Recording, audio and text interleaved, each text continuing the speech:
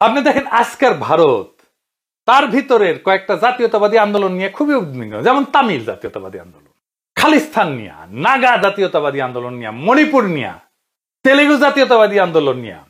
ভারতীয় ইউনিয়ন অটুট থাকবে কিনা তা সামলাইতে দিল্লি খুবই বিপাকে। কিন্তু এদিকে বাঙালি জাতীয়তাবাদের হাতে একটা পুরা দেশ থাকলেও পশ্চিমবঙ্গ নিয়ে ভারত কিন্তু মোটেও চিন্তিত না। সে মনে করে না যে পশ্চিমবঙ্গ ছুঁইটা বাংলাদেশের সাথে যুক্ত হয়ে যাবে, বড় উল্টা বাংলাদেশের বাঙালি জাতীয়তাবাদের সঙ্গে ভারতের যত খাতির। খুব অদ্ভুত ব্যাপার না? বাংলাদেশের জনতার ধাক্কায় পালায় বাঙালি জাতীয়তাবাদ এখন ভারতে আশ্রয় পেয়েছে, অথচ এই বাঙালি জাতীয়তাবাদের হওয়ার কথা ছিল দ্রাবিড় খালিস্তান জাতীয়তাবাদের মতোই শক্তিশালী, ভারতের জন্য হুমকি। পশ্চিমবঙ্গ ভারতীয় ইউনিয়ন থেকে বাড়ায় বাংলাদেশে ঢুকে পড়ে কিনা এই বিষয়ে তো চিন্তিত থাকার কথা ভারতের, কিন্তু চিন্তিত আছে কি না। তাহলে ঘটনাটা কি? কেন এমন? বাঙালি জাতীয়তাবাদ কেন বা কিভাবে ভারতকে পছন্দ করে? কেন দিল্লির কাছে তা হুমকি বলে মনে হয় না? এই ব্যাপারটা বুঝতে আমাদের যাইতে হবে একটু পিছনে। ইংরেজ উপনিবেশিক শাসনে, কলোনিয়াল শাসনের রাজধানী কলকাতার দিকে নজর দিতে হবে কিছুটা। তারপরে 1885 সালে কংগ্রেস জন্ম নেওয়ার পরের রাজনীতির দিকে নজর দিতে হবে। 1900 সালের পরে তো অবশ্যই, তারও আগে 1857 সালের মহাবিপ্লব, যেটাকে সিপাহী বিপ্লব বলে ইন্ডিয়ানরা, ওই সময় থেকে ব্রিটিশ ইন্ডিয়া শব্দটা আপনি বারবার পাবেন। মনে হবে যেন এটি স্বাভাবিক। আগেও যেমন এমন নামেই ডাকা হইতো। সিপাহী বিপ্লবের আগে ভারতকে ব্রিটিশ ইন্ডিয়া বলে ডাকা হইতো কি না? ইংরেজদের নথিপত্রেও আগে হিন্দুস্থান লেখা হইতো, ব্রিটিশ ইন্ডিয়া না। মোগল আমলে এই নামটা স্থায়ী হয় এবং সেটাই চলতেছিল। কিন্তু 1857 সালে সিপাহী বিপ্লবের পরে যখন মোগল শাসনের অবসান হইয়া হিন্দুস্থান ব্রিটিশ শাসনের অংশ হয়, তখন হিন্দুস্থানের পরিবর্তে ব্রিটিশ ইন্ডিয়া ধীরে ধীরে আনুষ্ঠানিক হয়ে ওঠে। তবে তারও আগে ওরিয়েন্টালিস্টরা হিন্দুস্থানের পরিবর্তে ইন্ডিয়া নামে ডাকতে শুরু করে। এই বদলের একটা জটিল অর্থ আছে। কি সেটা? বুঝা দেখি, খুব খেয়াল করে নজর করবেন। হিন্দুস্তান শব্দটার ভেতরে ফার্সি আছে, এমনকি শব্দটাই ফার্সি, হিন্দুস্তান শব্দটা, কিন্তু অর্থে এটা অত্যন্ত লোকাল, আবার স্থানীয়। এতে হিন্দু শব্দটা আছে, কিন্তু সেটা আবার ধর্মীয় না। হিন্দুস্তানের মধ্যে হিন্দু শব্দ যেমন আছে, তেমনি ফার্সি প্রভাবে আসা ইসলামও আছে। এখানে দেশি বিদেশি বিভাজন নাই, উপনিবেশকারী এবং উপনিবেশিত নাই। মোগল প্রশাসনিক এবং সামরিক আমলাতন্ত্রে কিন্তু হিন্দুরা সংখ্যায় বেশি ছিল, বেশ শক্তিশালী অবস্থানেই ছিল। দিল্লি সেই মুঘল আমল থেকে হিন্দু সংখ্যাগরিষ্ঠ শহর। মোগলদের বিরুদ্ধে অনেক মুসলমান যুদ্ধ করছে। ধর্ম এখানে রাজনৈতিক বন্ধু বিরোধিতায় তেমন প্রভাব ফেলতে পারেনি, বরং মুসলমানদের মধ্যে শিয়া সুন্নির বিভেদ ছিল। সেই বিভেদে আওরঙ্গজেব তার দরবারে শিয়াদের হটায় হিন্দু অভিজাতদের বেশি করে স্থান দিয়ে দিয়েছিলেন। বিষয়টা কোনোভাবেই হিন্দু মুসলমান দ্বন্দ্ব ছিল না। হিন্দুস্তান ধর্ম নির্বিশেষে একটা রাজনৈতিক এবং সাংস্কৃতিক পরিচয় ছিল। মুসলমানদের মধ্যেও হিন্দুস্তান সব নামটা ধর্মভাব আনত না। আল্লামা ইকবাল লেখেন, সারে জাহাসে আচ্ছা হিন্দুস্তান আমারা। জোশ মালিহাবাদী একজন তীব্র জাতীয়তাবাদী কণ্ঠস্বর ছিলেন মুসলিম। তার অনেক উর্দু কবিতায় হিন্দুস্তান শব্দটা ব্যবহার করছেন স্বাধীনতার আগে এবং পরে। তুঝে আউর কিসকি হায়, হিন্দুস্তান তেরা হায়। তোর আর কিসের দুঃখ আছে? হিন্দুস্তান তো তোরই দেশ।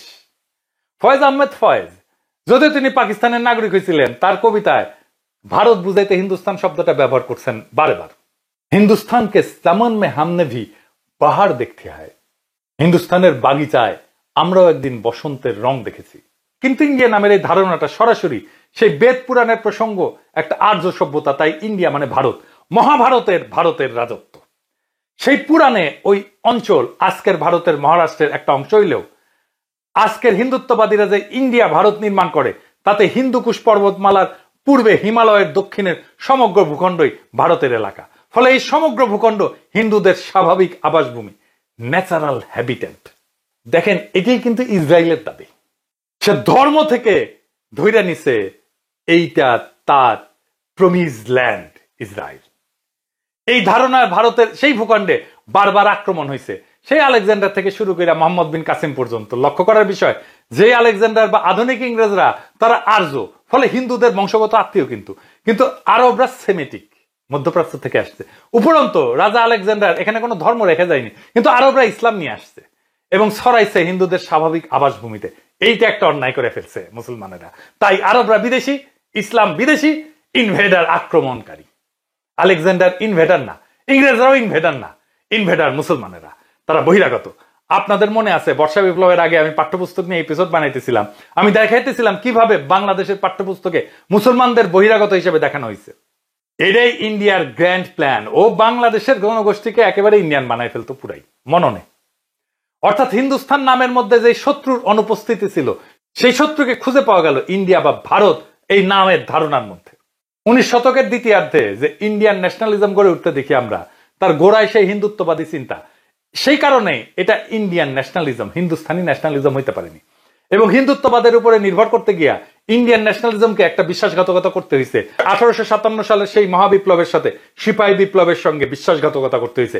সে বিশ্বাসঘাতকতা না করলে হিন্দুস্তান সেইরা ইন্ডিয়ান হওয়া যেত না। বিশ্বাসঘাতকতা কি? কংগ্রেস বিজেপি কেউ স্বীকার করে না যে সিপাহী বিপ্লব আসলে নিছক সিপাহীদের বিপ্লব ছিল না, এটা বিদ্রোহ ছিল না, এটা ভারতবর্ষের প্রথম স্বাধীনতা সংগ্রাম ছিল। ভারতীয় জাতীয়তাবাদের প্রথম প্রজন্ম দাদাভাই নওরোজি, গোখলে, রনারে, সুরেন্দ্রনাথ ব্যানার্জি প্রমুখ সিপাহী বিপ্লবকে একটা বিদ্রোহ হিসেবে সেনা অসন্তোষ বলে চিহ্নিত করছে, জাতীয় মুক্তি সংগ্রামের অংশ হিসেবে করেন নাই। এদের ব্যাখ্যায় ছিল সিপাহীরা ছিল অনিয়ন্ত্রিত, ধর্মান্ধ, কুসংস্কারগ্রস্ত, যারা আধুনিক জাতীয় চেতনার ধারক না। অথচ বাস্তবে 1857 সালের বিদ্রোহে ধর্ম, সংস্কৃতি, ইতিহাস এবং ভূমি রক্ষার সংগ্রামে এক হয়ে গেছিল হিন্দুস্তানবাসী। এটা একটা জনযুদ্ধের রূপ নিয়েছিল উত্তর এবং মধ্য ভারতে। ভারতীয় জাতীয়তাবাদী ইতিহাস চর্চা, বিশেষ করে নেহেরু গান্ধী পরবর্তী রাষ্ট্রীয় বয়ানে সিপাহী বিপ্লবকে একটা ব্যতিক্রমী ঘটনা হিসেবে দেখাইছে, যেন এটা জাতীয় মুক্তিযুদ্ধের ধারাবাহিকতায় কোনো গুরুত্বপূর্ণ মাইল ফলকই ছিল না। স্কুলের বই ইন্ডিয়ায় দেখানো হয় যে সিপাহীরা শুধু ধর্মীয় কারণে ক্ষুব্ধ ছিল, রাজনৈতিক লক্ষ্য ছিল না। গল্প বানানো হয় গান্ধী প্রথম সত্যিকারের জাতীয়তাবাদ আনছেন 1947 সালে। তাই কংগ্রেসের গান্ধী নেহেরুর তৈরির রাষ্ট্রের নাম ইন্ডিয়া এবং ভারত হিন্দুস্তান হইতে পারেনি। তাদের জাতীয় সঙ্গীত হইতে পারেনি সারা জাহাসে আচ্ছা হিন্দুস্তান আমারা। মহাভারতের ধারণা ভারত রাষ্ট্রের গোড়া হওয়ার কারণেই নেহেরু কংগ্রেসের জন্য ইউনাইটেড ইন্ডিয়া প্রয়োজন হয়ে দাঁড়াইছিল। সেই কারণে জিন্নার কনফেডারেট ইন্ডিয়া গঠনের প্রস্তাব তারা প্রত্যাখ্যান করে, বা বাংলাদেশ নামে আলাদা একটা রাষ্ট্রের ধারণা জিন্না মানলেও কংগ্রেস নেহেরু তা মেনে নেয় না। এই জন্যই সিকিম বা হায়দ্রাবাদ দখল করতে হয়েছে নেহেরুর কংগ্রেসকে, ভুটানকে করদ রাজ্য বানাইতে হয়েছে, সমস্ত প্রিন্সলি স্টেটকে খাইয়া ফেলতে হয়েছে, শেষে কাশ্মীরকেও খাইয়া দিছে। খেয়াল করলে দেখবেন ইন্ডিয়া একটা কান্ট্রি ইন মেকিং। 1947 সাল তার আধুনিক সূচনা বিন্দু মাত্র। একটা নদীর যেমন চর জাগে নতুন জমি হয়, তেমন ভারত ক্রমাগত তার বর্ডার বাড়াইছে, তার ভূমি বাড়াইছে। 1948 সালে 82,000 বর্গ মাইল এলাকার নিজামশাহী হায়দ্রাবাদ রাজ্য আক্রমণকারীরা দখল করে নেয়। জম্মু কাশ্মীর 16,309 বর্গ মাইল এলাকা, জুনাগড় রাজ্য 3,337 বর্গ মাইল এলাকা, 1961 সালে গোয়া রাজ্য 1,429 বর্গ মাইল এলাকা, 1975 সালে সিকিম রাজ্য 2,740 বর্গ মাইল এলাকা। বাংলাদেশকে যদিও যুক্ত করে নাই, কিন্তু তাকে একটা করদ রাজ্য বানাইছে। বাংলাদেশকে ধরলে সর্বমোট 1,62,405 বর্গ মাইল এলাকা সামরিক অভিযান চালায় দখল করে ফেলে। এই এলাকা জার্মানি অথবা পোল্যান্ডের এরিয়া থেকেও বেশি। এর মধ্যে 1,05,084 বর্গ মাইল এলাকা নিজের সাথে অফিসিয়ালি অ্যানেক্স করে নেয়, মানে নিজের ভূমির অংশ করে নেয়। আজকাল ভারতে কংগ্রেস আর আরএসএস বিজেপি অনেকের কাছে খুব আলাদা মনে হতে পারে, কিন্তু বিজেপি আদতেই কংগ্রেসেরই একটা বিবর্তিত বাছুর। কারণ সেই হিন্দু জাতীয়তাবাদীদের তৈরি ইন্ডিয়া দুইটারই স্বপ্নের শরিকির নাম। সে কারণে গান্ধী যেমন গরুর হেফাজতি হয়েছিলেন, তেমনি ইন্দিরাও বাছুর গাইমা দিয়া তার নির্বাচনী পোস্টার বানাইছিলেন। গোরক্ষা আন্দোলন তো আসলে গান্ধীর রাজনীতি। হিন্দুস্তান ভাগ হইয়া ইন্ডিয়া হওয়ার এই আলাপের প্রয়োজন আছে কলোনিয়াল কলকাতা বাঙালি জাতীয়তাবাদের জন্ম নেওয়ার ঘটনাটা বোঝার জন্য। কারণ ওই বাঙালি জাতীয়তাবাদের গোড়ায় সেই হিন্দু জাতীয়তাবাদী।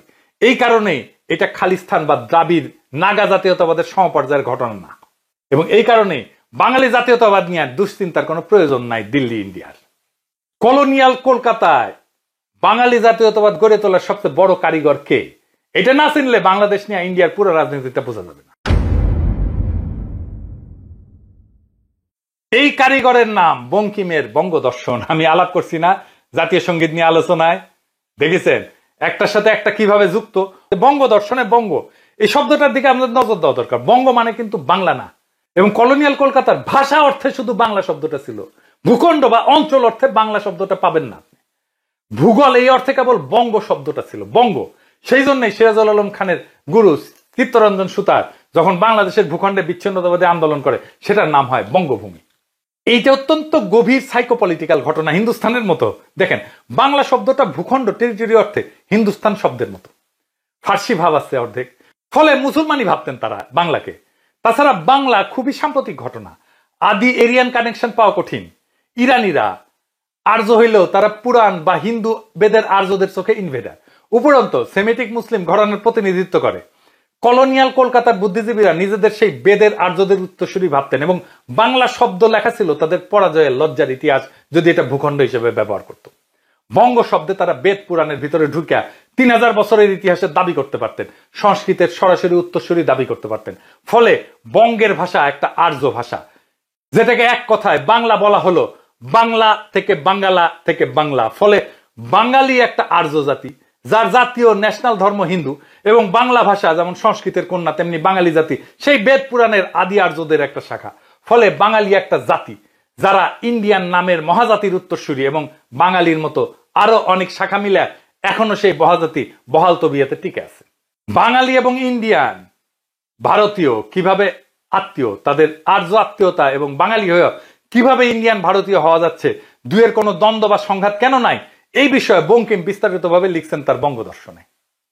ইন্ডিয়ান আর্য ভারত নিয়ে বঙ্কিমের স্বপ্ন পরে আগায় নিয়ে গেছেন রামকৃষ্ণের শিষ্য বিবেকানন্দ, তারপর রবীন্দ্রনাথ, অবনীন্দ্রনাথ আঁকছেন ভারত মাতা, এবং শেষ পর্যন্ত কংগ্রেস বানাইছে ইন্ডিয়া ভারত।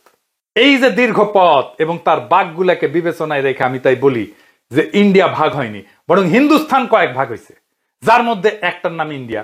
ফলে ব্রিটিশ ইন্ডিয়া মানে তাদের চোখে একটা অখণ্ড জমিন ভারত। বঙ্গভঙ্গ প্রতিহত করার আন্দোলনের ব্যাখ্যায় অনেকে অর্থনীতিবাদেও এই অখণ্ড ভারত বানানোর যে ইতিহাস এবং রাজনৈতিক প্রকল্প আছে সেটা বুঝতে পারেন না। ধারণা হিসাবে বঙ্গভঙ্গ মুসলমানদের রাজনৈতিক অধিকার স্বীকৃতি দেওয়ার মধ্যে দিয়ে তাদের স্থানীয় হিসেবে মেনে নেওয়া হয়, তাদের বিদেশি ভাবা তখন কঠিন হইয়া পড়ে। ফলে যে চিন্তা থেকে বঙ্গভঙ্গ প্রতিহত করতে উঠলেন তারা, সেই চিন্তা থেকেই পাকিস্তানকেও প্রতিহত করতে হয়। বঙ্গভঙ্গ বা পাকিস্তান মানে অখণ্ড ভারতের ক্ষতি। ঠিক এই কারণেই হিন্দুস্থানের মুসলমানদের অ্যান্টি ইন্ডিয়ান হওয়ার প্রয়োজন সৃষ্টি হয়। এই অ্যান্টি ইন্ডিয়ান মানে বর্তমান ভারত রাষ্ট্রের প্রতি শত্রুতা না, বরং সেই হিন্দু জাতীয়তাবাদী ইন্ডিয়া বা অখণ্ড ভারত নামের ইতিহাস রাজনৈতিক প্রকল্পের প্রতি শত্রুতা, যেই প্রজেক্ট আজকে ভারত এগায় নিয়ে যাচ্ছে এবং যা আজকের ভারতে আরো বেশি শক্তিশালী। হিন্দুস্তানের মুসলমানদের অ্যান্টি ইন্ডিয়ান না হওয়ার কোনো উপায় নাই, কারণ তা না হলে 60 কোটি মুসলমানদের রাজনৈতিক অধিকার থাকে না, তারা যেন বা ঘুরে বেড়ানো বিদেশি অতিথি মাত্র। অখণ্ড ভারত নামের সেই ইতিহাস রাজনৈতিক প্রকল্প ওইভাবে দেখে বলে বাবরি মসজিদ ভেঙে ফেলতে হয়, তাজমহল হয়ে যায় একটা শিব মন্দির। হিন্দুস্তানের সকল মসজিদ সেই ইন্ডিয়ান আর্যদের পরাজয় এবং মুসলমানদের বেদখলের চিহ্ন, এইগুলা ওই ভূমিতে থাকার অধিকার রাখে না মোটেই, তাই ভেঙে ফেলতে হবে। এটাই ভারতের রাজনীতি। হিন্দু জাতীয়তাবাদী বর্ণবাদী, যেটা আর্য অহংকারী জেনোফোবিক বেদ পুরাণকে ইতিহাস ধরে নাও অখণ্ড ভারত নামের ইতিহাস রাজনৈতিক প্রকল্পের খপ্পর থেকে নিজেদেরকে বাঁচাইতে হিন্দুস্তানের মুসলমানদের মরিয়া রাজনীতির নামই পাকিস্তান আন্দোলন। তখনকার ইতিহাস হিন্দু জাতীয়তাবাদী ধোয়ার মতো আফসা না থাকলে সেটা হইতে পারতো হিন্দুস্তান আন্দোলন। অন্তত জিন্নার স্বপ্নের সঙ্গে হিন্দুস্তান শব্দটা বেশি মানানসই, কারণ জিন্না কোন ইসলামী রাষ্ট্র করার চেষ্টা করেনি, বরং ব্রিটিশ ইন্ডিয়ার সংখ্যালঘুদের রাজনৈতিক অধিকার প্রতিষ্ঠার লড়াই করছেন। অখণ্ড ভারতের হাত থেকে প্রায় 25% মানুষের মর্যাদা রক্ষার চেষ্টা করছেন জিন্না। তার কথায় ব্যাপারটা এমন যে অখণ্ড ভারতে মুসলমানরা কাস্ট সিস্টেমের অধীনে চলে যাবে। বাংলার মুসলমানদের জন্য পাকিস্তান আন্দোলন আরো বেশি জরুরি হয়ে উঠছিল আর একটা কারণে। কি সেই কারণ? বাংলার জমিদাররা প্রায় সবাই ছিলেন ব্রাহ্মণ উচ্চবর্ণ হিন্দু। বাংলার মুসলমানরা হিন্দু শূদ্র কৃষকদের তুলনায় ওই জমিদারদের অতিরিক্ত জুলুমের শিকার হয়েছিলেন গরু খাইতে চাওয়ার কারণে। জরিমানা থেকে চাবুক সম্পত্তি বাজেয়াপ্ত করার অগণিত ঘটনা ঘটছে 19 শতকের দ্বিতীয়ার্ধে। ধৈরা ধৈরা বাঁশডলা দিত। বাঁশডলা ওই সময় জমিদারদের শাস্তি ছিল। শাস্তির এরকম তালিকা আছে মুনতাসির মামুনের বইয়ে। ব্রিটিশ বাংলার গরু জবাইয়ের রাজনীতির শেষ ফলাফল হইল ঢাকায় মুসলিম লীগের উদ্ভব। এমনকি বঙ্গভঙ্গের পিছনেও একটা কারণ হিসেবে মুসলমানদের গরু খাইতে যাওয়ার ঘটনাটা ছিল, এমনটা ভাবার কারণ আছে। গরু কোরবানি আমাদের ভূখণ্ডের কালচারাল রেজিস্ট্যান্সের একটা চিহ্ন। এই জন্য গরু কোরবানি নিয়ে সকল নাস্তিক সেকুলারদের চুলকানি। ওনারা কোরবানি আসলে পশুপ্রেমী হয়ে যায়, আর কচু খেতিরা বুঝতে পারেন না গরু কোরবানির মধ্যে কালচারাল রেজিস্ট্যান্সটা কোথায়। মূর্খ তো সেজন্য double drop out. Daily star প্রথম আলোর সামনে গরু কোরবানির দুঃস্বপ্ন এখনো তারা ভুলতে পারে না। গরু কোরবানি কেন বাংলাদেশে জনপ্রিয় এটা তত্ত্ব তালাশ না করলে আপনি 1 শতাব্দী প্রাচীন রাজনৈতিক লড়াইকে বুঝতে পারবেন না। তাহলে পূর্ব বাংলার মুসলমানরা 2টা কারণে পাকিস্তান আন্দোলন করেছে। কি কি? রাজনৈতিক আর সাংস্কৃতিক অধিকার। কাস্ট সিস্টেমের অধীনে যাইতে অনিচ্ছা, এটা রাজনৈতিক অধিকার। আর আরামে গরু খাওয়া সাংস্কৃতিক অধিকার। আরামে গরু খাওয়াটা এই জন্যই জরুরি। বাংলার মুসলমান এবং হিন্দুস্তানের মুসলমানরা জিন্নার মাধ্যমে পাকিস্তান অর্জন করলো। তার কিছুদিন পরে জিন্না মারা গেলেন দুঃখজনকভাবে, এবং এইটা পাকিস্তানের জন্য খুবই খারাপ হয়েছিল। জিন্না মারা যাওয়ার পরে পাকিস্তান প্রকৃতপক্ষে তার গতি হারায় ফেলে, তার লক্ষ্য হারায় ফেলে, তার ভিশন হারায় ফেলে, সে একটা ইসলামী রাষ্ট্র হয়ে ওঠার দিকে ঝুঁকতে থাকে। জিন্নার এজেন্ডা তেমন ছিল না। এমনকি তিনি যখন উর্দুকে রাষ্ট্রভাষা হিসেবে ঘোষণা করলেন, সেটা আসলে মুঘল হিন্দুস্তানের উত্তরাধিকার হইতে চাওয়া। সেটা কি বাংলা বা সিন্ধি বা বেলুচ ভাষার বিরুদ্ধে কোনো ঘোষণা না, বরং উপনিবেশিক ইংরেজির পরিবর্তে মুঘল উর্দু দিয়ে একটা জাতীয় ঐক্যের সম্ভাবনা সৃষ্টি করতে চাওয়া। এটা নিয়ে আমি ভাষা আন্দোলন নিয়ে আর একটা এপিসোড করতেছি, আসবে, সেটাই দেখবেন। এটা সেই কারণে আগেই বলছি যে দেশের নাম পাকিস্তান হওয়ার বদলে হিন্দুস্তান হইলে জিন্না প্রকৃত স্বপ্নের সঙ্গে মানানসই হইত। হিন্দুস্তান না হইয়া পাকিস্তান হওয়ার মধ্যেই রাষ্ট্রের সাম্প্রদায়িক হয়ে ওঠার রাজনৈতিক দার্শনিক মূলের খোঁজ পাওয়া যাবে খুব সম্ভবত। শব্দটা পাকিস্তান হইলে যোগেন মন্ডলরা তারা মনে করছেন সে এটাই হিন্দুস্তান। যোগেন মন্ডলের বিষয়টা জানেন তো? যোগেন মন্ডল ছিল পূর্ববঙ্গের দলিত হিন্দুদের নেতা। তারাও পাকিস্তান আন্দোলন করছিল। পাকিস্তান আন্দোলন শুধু মুসলমানদের আন্দোলন ছিল না, এটা ছিল ভারতবর্ষের সংখ্যালঘু সম্প্রদায়ের আলাদা রাষ্ট্রের আন্দোলন। যোগেন মন্ডল পাকিস্তানের মন্ত্রী হয়েছিলেন, কিন্তু জিন্নার মৃত্যুর পরে টিকতে পারেন নাই, পলায় ইন্ডিয়া চলে গেছিলেন। কিন্তু বাস্তবে পাকিস্তান হিন্দুস্তানের সংখ্যালঘুর রাষ্ট্র না হইয়া পাকিস্তান একান্তই মুসলমানদের রাষ্ট্র হয়ে উঠতে থাকায় পাকিস্তানে দাঙ্গা দেখতে হইলো আমাদের। যোগেন মন্ডলদের দেশ ছেড়ে চলে যেতে হলো।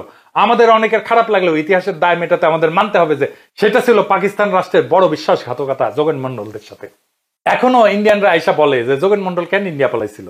পাকিস্তান রাষ্ট্রে যোগেন মন্ডল শুধু না, বাঙালি মুসলমানদেরকে তো রাখতে পারে নাই, তাই না? পাকিস্তান রাষ্ট্রের বিশ্বাসঘাতকতার ভেতরে পরবর্তী বাংলাদেশের ইতিহাস এবং গইরা ওঠার শর্তের ভিত্তি পাওয়া যাবে। তো হিন্দু বাঙালির সঙ্গে তো পাকিস্তান সে 1950 সালে বিশ্বাসঘাতকতা করছে। মুসলমান বাঙালির সঙ্গে বিশ্বাসঘাতকতার শুরুটা কবে? এইটা হচ্ছে যুক্তফ্রন্ট সরকার ভেঙে দেওয়ার ঘটনায়। তার আগে উর্দুকে রাষ্ট্রভাষা হিসেবে জিন্নার ইংরেজি ঘোষণার কমিউনিকেশনও খারাপ ছিল।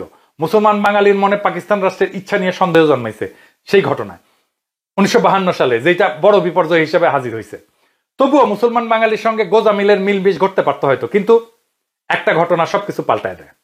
1965 সালের যুদ্ধে মুসলমান বাঙালির কালেকটিভ সাইকিতে প্রকৃত ক্ষত তৈরি হয়। পাকিস্তান রাষ্ট্রের বিশ্বাসঘাতকতা সম্পর্কে মুসলমান বাঙালির সন্দেহ দৃঢ় বিশ্বাসের রূপ নেয়। 65 সালে কি হয়? 1965 সালে ইন্ডিয়া পাকিস্তান যুদ্ধ লাগে। পশ্চিম পাকিস্তান পূর্ব পাকিস্তানকে অরক্ষিত রেখা পশ্চিম পাকিস্তানকে প্রোটেক্ট করে। ইন্ডিয়া পূর্ব পাকিস্তানে আক্রমণ করে নাই, করলে বিনা বাধায় দখল করে নিতে পারত পূর্ব পাকিস্তান, কোন রেজিস্ট্যান্স ছাড়াই। এমনকি ইস্ট বেঙ্গল রেজিমেন্টকে পূর্ব পাকিস্তানের ডিফেন্সে রাখা হয় নাই, পশ্চিম পাকিস্তানে ছিল পুরা রেজিমেন্ট। পূর্ব পাকিস্তানের মুসলমান বাঙালি 1965 সালে পুরোপুরি বুঝতে পারে যে পাকিস্তান রাষ্ট্র তাদেরকে প্রকৃত মুসলমান ভাবে না, এবং পাকিস্তান অর্জনে মুসলমান বাঙালি জীবন কোরবানি দিলেও তাদের নিরাপত্তা নিয়ে মোটেও ভাবে না পাকিস্তান রাষ্ট্র। মুসলমান বাঙালি বুঝতে পারে যে 1965 সালের যুদ্ধে পুরা পূর্ব পাকিস্তান খুব সহজেই দখল করতে পারত ভারত। কাস্ট সিস্টেমের শাসনের বাইরে থেকে আরামে ঘুরু খাওয়ার সেই পুরানো বাসনা থেকে জন্ম নেওয়া পাকিস্তানে মুসলমান বাঙালির ভরসা এক লহমায় সম্পূর্ণ উবে যায়। তার মনে তীব্র আতঙ্ক ভর করে। ইন্ডিয়া এই প্রচার চালাইতে থাকে, চাইলে তারা দখল করতে পারত, নেহাত মায়া করে দখল করে নাই। আর কান পড়া দিতে থাকে, দেখিস তোমাদের তো নাগরিকই মনে করে না। ইস্ট বেঙ্গল রেজিমেন্ট তোমার বাঙালি দিয়া তৈরি, আর তার যায় পশ্চিম পাকিস্তান প্রোটেক্ট করতে হয়। তোমার অরক্ষিত রেখা এভাবেই তো শোষণ করতেছে তোমারে। এর মধ্যে 1966 সালে আওয়ামী লীগ 6 দফা ঘোষণা করে। পূর্ব পাকিস্তানের মুসলমান বাঙালির মধ্যে জনপ্রিয় হয়ে ওঠার গোড়ায় আছে পাকিস্তান রাষ্ট্রে মুসলমান বাঙালির ভেতরে সেই ভরসা উইয়া যাওয়া। আওয়ামী লীগের 6 দফা নতুন কোনো ঘটনা না, সেটা ব্রিটিশ ভারতে বহু জাতির কনফেডারেশন করতে জিন্নার প্রস্তাবের মোটামুটি একটা নকল। জিন্না যেটা ব্রিটিশ ভারতে চাইছিলেন সেটাই আওয়ামী লীগ পাকিস্তানে চায় মাত্র। তবে 6 নম্বর দফায় একটা বাড়তি নজর দিতে হবে আমাদের। কি সেটা? খুবই গুরুত্বপূর্ণ বিষয় আছে, আপনি 65 যুদ্ধের সাথে মিলাইতে পারবেন। 65 যুদ্ধে যে নিরাপত্তাহীনতা জন্ম নিয়েছিল বাঙালি মুসলমানের মনে, সেটা মিলাইতে পারবেন। কি সেটা? 6 নম্বর দফাটা এরকম: আঞ্চলিক সেনাবাহিনী অঙ্গরাজ্যগুলোর আঞ্চলিক নিরাপত্তা ও আত্মরক্ষার জন্য আলাদা প্যারামিলিটারি বা আধা সামরিক বাহিনী গঠন ও পরিচালনা করতে পারবে। 1965 সালের যুদ্ধের পরে মুসলমান বাঙালির ভাবনা পাওয়া যাচ্ছে ওই 6 নম্বর দফায়, এমন যে ভারতের খপ্পর থেকে নিজের নিরাপত্তা নিজেকেই দেখতে হবে মুসলমান বাঙালির, তাই না? এইভাবেই পাঠ করতে হয় ইতিহাস। সেই সময়কার সাইকিটা বুঝতে হয়। কেন 6 দফা, কেন 6 দফার মধ্যে এই দফাটা ঢুকলো? 6 দফা নিয়ে আমি একটা এপিসোড করছি, কিন্তু দেখেন কেমনে একটা রাজনৈতিক বয়ান তৈরি হয় জনগোষ্ঠীর একটা কালেকটিভ ইনসিকিউরিটি থেকে, সেটা বুঝতে পারিছেন। বাংলাদেশের ইতিহাস বোঝাবুঝিতে একটা মৌলিক ভুল এইখানে। ইতিহাসে বাংলাদেশের জন্ম নেওয়ার প্রয়োজনটা আসলে মুসলমান বাঙালির নিরাপত্তা ভাবনার ফল। যেটাকে অনেকেই বাঙালি জাতীয়তাবাদের সাফল্যের একটা রাজনৈতিক ঘটনা হিসেবে প্রস্তাব করছেন। কলোনিয়াল কলকাতায় জন্ম নেওয়া বাঙালি জাতীয়তাবাদ মানে বঙ্গোপসাগর হইয়া ভারত মহাসাগরে গিয়া ইতিহাস রাজনৈতিক পরিতৃপ্তি। বাংলাদেশ মানে কোনোভাবেই সেটা না। বাঙালি জাতীয়তাবাদের একটা ভার্সন ঢাকাতেও বানানোর চেষ্টা ইতিহাসে পাওয়া সম্ভব, তবে সেইখানে এই বাঙালির জাতীয় ধর্মের নাম ইসলাম। আব্দুল ওয়াদুদ থেকে আবুল মনসুর আহমেদের যেটা নিশানা আমরা পাই, এমনকি আনিসুজ্জামানদের মুসলিম বাংলা সাহিত্যের ধারণাতেও সেটা আছে। শেখ মুজিব ছিলেন সেই অর্থে মুসলমান বাঙালি, ঢাকাই বাঙালি জাতীয়তাবাদের সেবক। যেখানে হাসিনা শাসনকালে দখলদারি বজায় রাখতে বাঙালি জাতীয়তাবাদ পুরাটা কলকাতাইয়া বা ভারতীয় হয়ে উঠতে হয়েছে। এই হিসাবে শাহরিয়ার কবির, জাফর ইকবাল, নিজাম মজুমদারের তুলনায় খোদ শেখ মুজিবই কম আওয়ামী লীগ, তাই না? বাংলাদেশে অ্যান্টি ইন্ডিয়ান রাজনীতির প্রয়োজন এখানে। একদিকে আজকের ভারতে অখণ্ড ভারত নামের ইতিহাস রাজনৈতিক প্রকল্প সবচেয়ে শক্তিশালী এখন। কাশ্মীরের স্বায়ত্তশাসন খায় ফেলা, ভারতীয় ইউনিয়নের মধ্যে ঢুকানোর সেটারই একটা লক্ষণ। আর একদিকে বাংলাদেশের ভেতরে কলকাতায় বা ভারতীয় বাঙালি জাতীয়তাবাদের অগণন এজেন্সি তৈরি হয়েছে। মতি মাহফুজ গং আছে, প্রথম আলো দিল্লি স্টার আছে, দেশভাগ নিয়ে কান্নাকাটি আছে, শাহাদুজ্জামান ধরনের বামাচারীদের রঠাপ্রীতি আছে, সাহিত্যিক কায়দা কানুন আছে, কলকাতার বাংলা ভাষা আছে। এইটা কলকাতার বাঙালি জাতীয়তাবাদ দিয়ে ভারত মহাসাগরে পড়া ইতিহাস রাজনৈতিক সাংস্কৃতিক পরিতৃপ্তি পাইতে চাইতেছে। বাংলাদেশে অ্যান্টি ইন্ডিয়ান রাজনীতি তাই হিন্দু, এমনকি হিন্দুত্ব বিরোধী কোনো ব্যাপার না। এমনকি ভারত নামের ইতিমধ্যে প্রতিষ্ঠিত রাষ্ট্রের বিরোধিতাও না।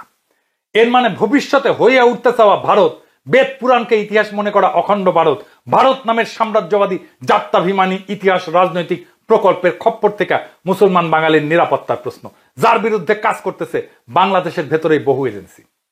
এবং আমরা চাই বিএনপি যেন এই এজেন্সি হইয়া না ওঠে। কেবল মুসলমান বাঙালি না, যোগেন মন্ডলরা যে ভাবনা থেকে পাকিস্তান চাইছিলেন, শূদ্র দলিত হিন্দুর নিরাপত্তার বিষয়টাও সেইখানে। কেননা এখনো ভারতে তো দলিত হিন্দুকে পেটানো হয় ব্রাহ্মণের রাস্তায় হাঁটার জন্য বা গরু খাওয়ার অপরাধে। দলিত হিন্দুরা তো গরু খায়, তাই না? ওদের উপরে প্রস্রাব কইরা দেয় না দলিত হিন্দুদের উপরে উচ্চবর্ণের হিন্দুরা। বাংলাদেশে যতদিন এই এজেন্সিগুলো শক্তিশালী থাকবে, দেশে অ্যান্টি ইন্ডিয়ান রাজনীতি প্রয়োজন থাকবে ততদিন। এবং এই অ্যান্টি ইন্ডিয়ান রাজনীতি মুসলমান বাঙালি এবং দলিত হিন্দুর নিরাপত্তা বা স্বার্থের দূরত্ব যত কমাতে পারবে তত সফল হইতে পারবে। হিন্দু মুসলমান ছাড়া, এই দুইটা বড় ধর্ম ছাড়া বাংলাদেশে আরো বহু জাতি আছে। বাংলাদেশে যদি সেই জিন্নাত দৃষ্টিতে দেখা একটা বহু জাতির কনফেডারেশন হিসেবে ভাবা সম্ভব হয়, যেখানে সকল জাতির অভিন্ন স্বার্থের নাম বাংলাদেশ, সেটাই অ্যান্টি ইন্ডিয়ান রাজনীতির শেষ গন্তব্য হবে। যে কোনো নিপীড়ন অতিক্রম করতে চাওয়া একটা ইতিহাস রাজনৈতিক প্রকল্প হয়ে উঠতে না পারলে সত্যিকারের সাফল্য ঘটবে না সেই রাজনীতির। পাকিস্তান রাষ্ট্রের মতো বিশ্বাসঘাতকতা কইরা যেন তাসের রাষ্ট্র না বানাই, আমরা কিন্তু পারবো এটা করতে। সেইটা করার সম্ভাবনা তৈরি হয়েছে হাসিনাকে খেদানোর পরে। বাংলাদেশের রাজনীতি আজ এক সন্ধিক্ষণে দাঁড়ায় আছে, যেখানে পুরানো ভ্রান্তি আর নতুন বোধের সংঘর্ষ চলতেছে। আর সেই সংঘর্ষের মধ্যে জন্ম নিচ্ছে আগামী দিনের দিক নির্দেশনা। যারা এখনো ভাবে যে অ্যান্টি ইন্ডিয়ান রাজনীতি শুধু কিছু র্যাডিক্যাল আবেগী প্রাদেশিক মানুষের ছেলে খেলা, তারা ইতিহাসের সবচেয়ে গুরুত্বপূর্ণ সংকেতগুলো বুঝতে ব্যর্থ। এই রাজনীতি কোনো প্রতিক্রিয়া না, বরং এক দীর্ঘ গভীর প্রজন্মান্তরে সঞ্চিত রাজনৈতিক আত্মচেতনার প্রকাশ। একটা ঐতিহাসিক বিশ্বাসঘাতকতার বিরুদ্ধে উত্তরাধিকার রক্ষা করা, সাংস্কৃতিক অসম্মানের বিরুদ্ধে অস্তিত্বের লড়াই, আর নাগরিক মর্যাদা ছিনিয়ে নেওয়ার একটা যৌক্তিক প্রতিরোধ। এটা কেবল ভারত রাষ্ট্রের বিপক্ষে না, বরং সেই ইতিহাস রাজনৈতিক প্রকল্পের বিরুদ্ধে যা আমাদের ভিতরে ঢুকে পড়া আমাদের শিকড় কাটতে চায়, আমাদের আত্মপরিচয় মুছে ফেলতে চায়।